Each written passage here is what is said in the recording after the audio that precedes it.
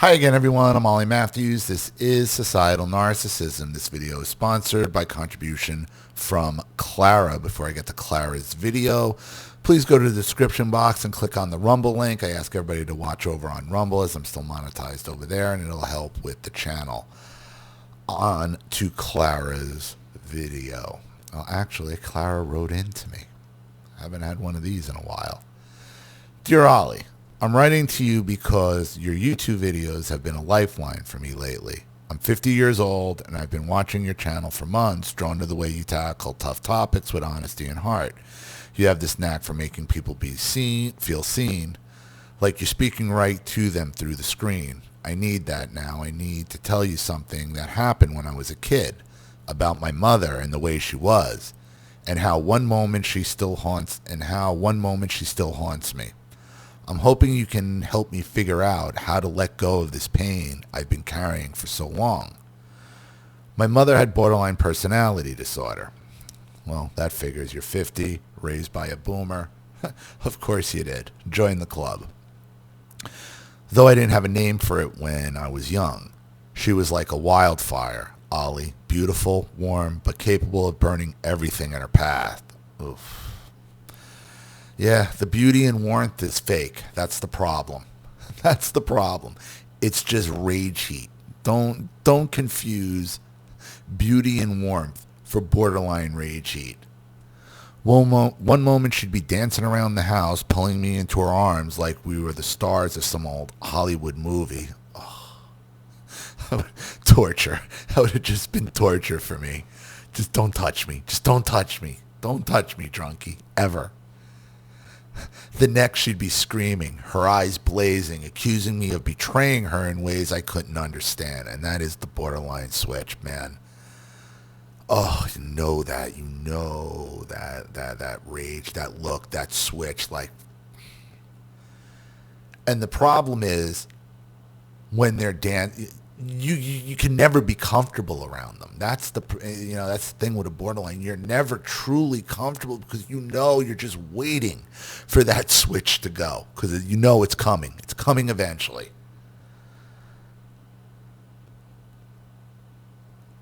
I was her whole world, she'd say, her reason to keep going. Bullshit. That's a reason just to burden you. That's the anchor. That's the anchor. Make you responsible for them, for their well-being. Oh, you're the whole reason for my being. Oh, please. You don't put that on a child. Awful. Awful. But then I do something small like leave a dish in a sink, laugh at the wrong time, and I'd become her enemy. Growing up, I learned to navigate her moods like a sailor dodging storms. But with BPD, you can never predict when the waves will hit. That's the thing. You just got to assume they're always going to hit. You just got to assume the wave is always coming. The borderline tsunami is always come. It's the tsunami alert. You're always in high alert at any moment. At any moment for the littlest thing, for the smallest thing.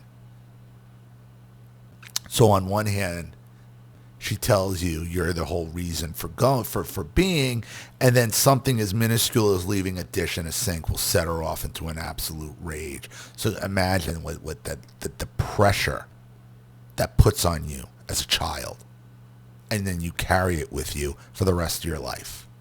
It's what we're all dealing with now. Thanks. The moment I can't shake happened when I was 12. It was 1987. We lived in a rundown house in Ohio with sagging floors and faded curtains. I was in 7th grade, all braces and bad perms, trying to figure out who I was in the world that felt unsteady. My mother, Ellen, was 35, a single mom working as a receptionist in a dentist's office. She was gorgeous, blonde curls, emerald eyes, a smile that could stop traffic. But that's probably all she had. All she had was her looks. But her beauty hid this raw, chaotic injury. She'd been diagnosed with BPD a few years before after a series of breakdowns she called her dark days. I'm even surprised they diagnosed it back then. I didn't understand what it meant then, just that She wasn't like other moms. She didn't volunteer at school or braid my hair. She'd either cling to me like I was her lifeline or push me away like I was nothing. Forever child. The borderline mother is the forever cheerleader, the forever child. Forever sees every woman as competition, and worst of all, their own daughters. And where's your dad? She's a single mom, but where's your dad? Again, where's your dad? That day, a crisp Saturday in October, started out like a dream. Mom was in one of her radiant moods, the kind that made you believe everything was going to be okay. She woke me up singing "Somewhere Over the Rainbow." Ugh. Ugh. Her soft voice full of promise. Jeez. Promise of what? She announced we were having a girls' day, just the two of us, and I felt like I'd won the lottery. I mean, you're still so trusting here at this point. I mean, you're 12. I guess at that point, maybe you still had, I figured it out so earlier than most. You're still hoping for a sunny day, and they never happen. This has to be ending up pretty bad, because otherwise you wouldn't be writing into me. Those moments with her when she was all light and love were like catching fireflies. You wanted to hold on to them forever. We made pancakes together. She laughed when I got flour on my face, brushing it off. That made my heart ache. She told me stories about when she was young, how she dreamed of being a singer before life got in the way. Yeah, you got in the way. I mean, that's what she's telling you. Your whole life, you got in the way. I sucked up every word, feeling like I was seeing the real her for the first time. The one I loved so much. It hurt. Then she decided we should go shopping. She wanted to buy me a dress for the school prom coming up, something special just for me. I wasn't big on dresses. I was more of a jeans and sneakers kid, but I had agreed to anything just to keep her happy. We drove to the mall. I remember her singing to Cyndi Lauper on the radio, with the windows down. The fall air was rushing in. I felt like we were a normal mother and daughter, like the families I saw on TV. And that's the problem being raised by boomers is, everything. All our perspective is through television. Sad as that is. At the store, she was all excitement, pulling dresses off the racks and holding them up to me. "This one will make you shine," she said, handing me a frilly pink thing I secretly hated. I smiled anyway, not wanting to break the spell or not wanting to flip the switch. Because the happier they are, the more you know, the worse that switch is going to go. You're waiting like, well, she's just way too happy. She's way too happy. This is gonna end bad. Maybe that's your subconscious what's warning you, like, this is going to end bad. In the dressing room, I tried on dress after dress, twirling for her as she clapped and called me her little star. Like, this is weird, even for 1987. Like, your mother's stuck in, like, some kind of old Hollywood type of starlet type of deal. It's even how you kind of describe her. I was so happy, Ollie, I could have floated away. But then something changed. I don't know what set her off. Maybe nothing did. That's how it was with her.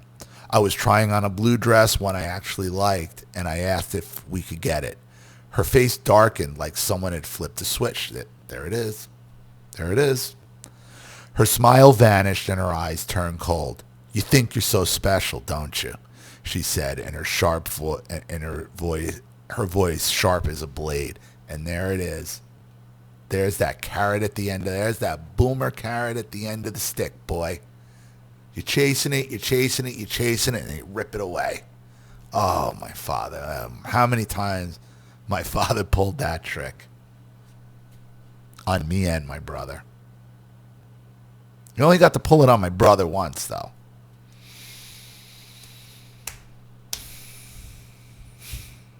Jesus. Same tool bag. You think you deserve all this? You think you're better than me? There it is. The competition. I froze, the dress half zipped, my heart hammering. I stammered, no, I just liked the dress. But she was already gone, lost in whatever storm was brewing inside her crazy head. She grabbed my arm, her nails biting into my skin, and pulled me out of the dressing room. People stared as she dragged me through the store, muttering how ungrateful I was, how I didn't appreciate her sacrifices. I was crying, trying to keep up, my sneakers squeaking on the shiny floor. I didn't understand what I'd done wrong, but I knew better than to ask. In the car, she was silent, except for the sudden outburst. You're just like your father. Oh, there it is. You're just like your father, she spat. Though I barely knew him, he'd left when I was 4. You think you can make a fool of me? You think you can humiliate me? I pressed myself against the window, making myself small, just wishing I could disappear. When we got home, it got worse. She slammed the door so hard that the walls shook. I tried to slip away to my room, but she grabbed my shoulders and shoved me against the wall. Her face was inches from mine, her breath hot and uneven.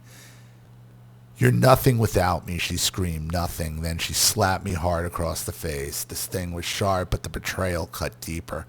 She never hit me before. She'd yelled, thrown dishes, locked herself away, but this was new. I slid to the floor, my cheek burning, tears streaming. She stood over me, her chest heaving, and for a split second I saw something in her eyes. Regret, maybe, or fear. But then it was gone. She stormed off to her room, slamming the door behind her. You know, sometimes on a rare occasion, you can almost, as in my mother's fits of rage, you can see in her eyes where it kind of flips like, yeah, I really shouldn't be doing this. But fuck it, I'm going to do it anyway. Fuck it, I'm going to do it anyway. Kind of like, you know, like I told the story how parents were having a fight when my big brother was an infant. I was like maybe 5 or 6 years old. My mother was on her way to work. She was in her sailor's uniform for the seafood restaurant she worked at. My father said something, shut the door to the den, which was a French door with the glass in it. I was on the other side with her, and she walked over. We had a family crest with 2 swords in it. Now, I had no idea. I thought the thing was just one piece. And she had this crazed look in her eye. And for a second, she kind of just looked at me like her eyes went normal. And then it went in friggin' white hot rage. She ripped that sword, one of those swords out of the crest, and held it to my throat. And told my father, open this door or I will kill your kid. And he said, I don't care. I got this one. This is the one I care about. Woo.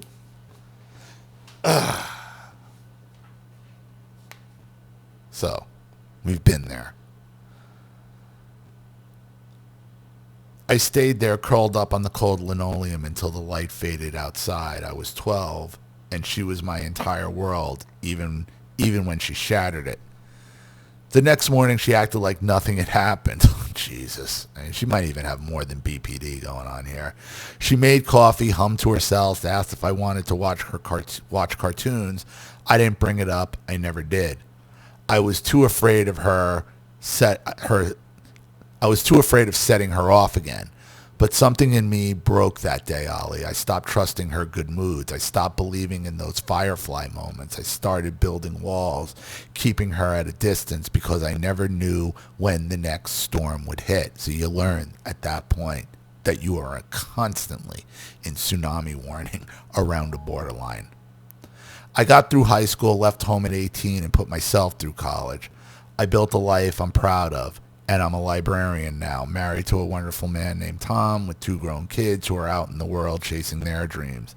But my mother's still here in my thoughts and my heart. She's 73 now, living in a senior home, still undiagnosed because she refuses help. I see her sometimes, and it's the same old dance. Her charm, her rage, her need for me to be her everything and nothing. I keep my distance, but I can't cut her off completely. She's my mother, and despite it all, I love her. Why? Why, Clara? Why? Look, if she's locked away in a nursing home at this point, rotting her way, let her rot. If all it costs you is, like I said, the narcissist makes their bed, let them die in it. That day in 87 is like a scar I keep running my fingers over. I replay it, trying to make sense of it. Was it my fault? Could I have done something different? I've read about BPD, how it makes her see the world in extremes, how she feels abandoned even when I'm right there. I've talked to therapists, but knowing doesn't heal the wound. I still feel that slap, not just on my face, but on my soul. I still hear her voice telling me I'm nothing, and sometimes in my lowest moments I believe it. I'm exhausted, Ollie, exhausted from carrying this, exhausted from feeling like that scared 12-year-old girl. But I want to forgive my mother, but not for her, but for me. I want to let go of the anger, the hurt, the guilt. But how do you forgive someone who doesn't think they did anything wrong? How do you heal when they're still part of your life? I'm 50 and I thought I'd have this figured out by now, but I don't. That's why I'm writing to your YouTube channel. Your videos make me feel I can face the hard stuff. I need your wisdom to find a way forward.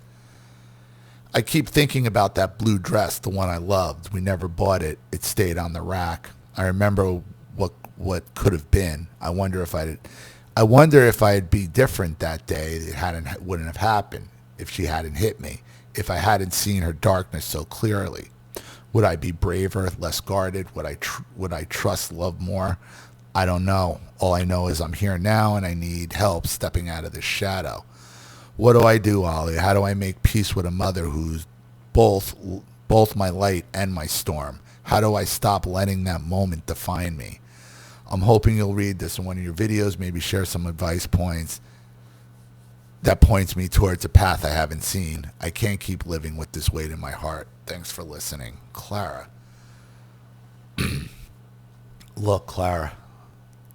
The reason why this is still weighing on you is because she's still in your life.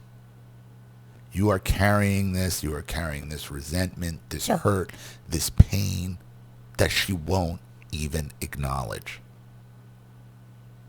It's the broken plate theory, man. Once you're broken, there's no putting us back together.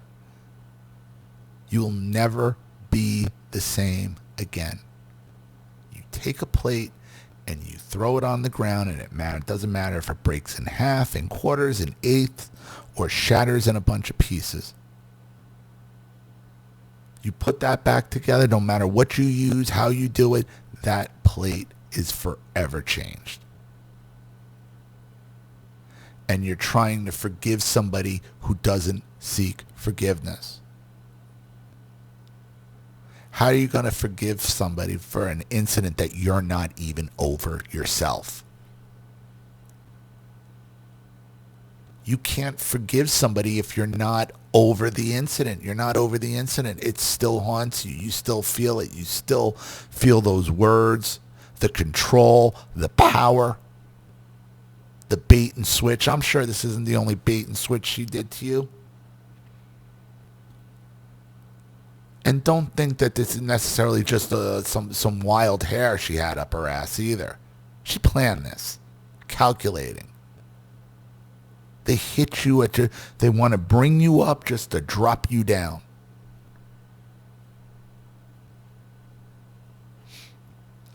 The best closure you might have is what you have right now. She's locked away in her own head in some senior center. Just let it go.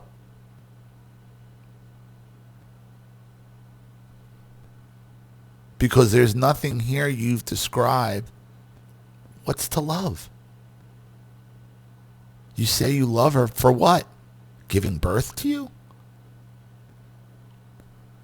I'd be real interested in where your dad is too, and what the real deal is. He left. You said he left when you were 4. I mean, how do you hang in with a mother somebody who acts like that? The least he could have done is taken you with him, though. My word. So, I hope this helps. Thank you, Clara, for your contribution and your story. I really appreciate it. Thank you to everybody watching. Please leave any opinions or advice in the comment section below. And again, if you want your story read on the channel, you have a topic you'd like me to cover, something you'd like to expose, you'd like to set up a Skype, a phone call, have a private video made, you'd like to sponsor a video like this for someone who needs help and can't afford it, or just make a contribution to the channel in general to keep it supported, growing, and successful, because this channel survives 100% on contributions from all of you. Without you guys, all this goes away. So if you like what you see here and you want to see more videos like this, you know what to do with either the Cash App, Zelle, PayPal, and email links in the description box below. Also, please like and share this video wherever you can. Subscribe to my channel if you haven't, and be sure to click the subscription bell to be notified of all my video uploads. Also, be sure to subscribe to both my channels on on Rumble. If you haven't watched on Rumble, please do. Even a click helps. Be sure to subscribe to me on X and Telegram as well. I'm Ollie Matthews. This has been Societal Narcissism. Take care, everyone.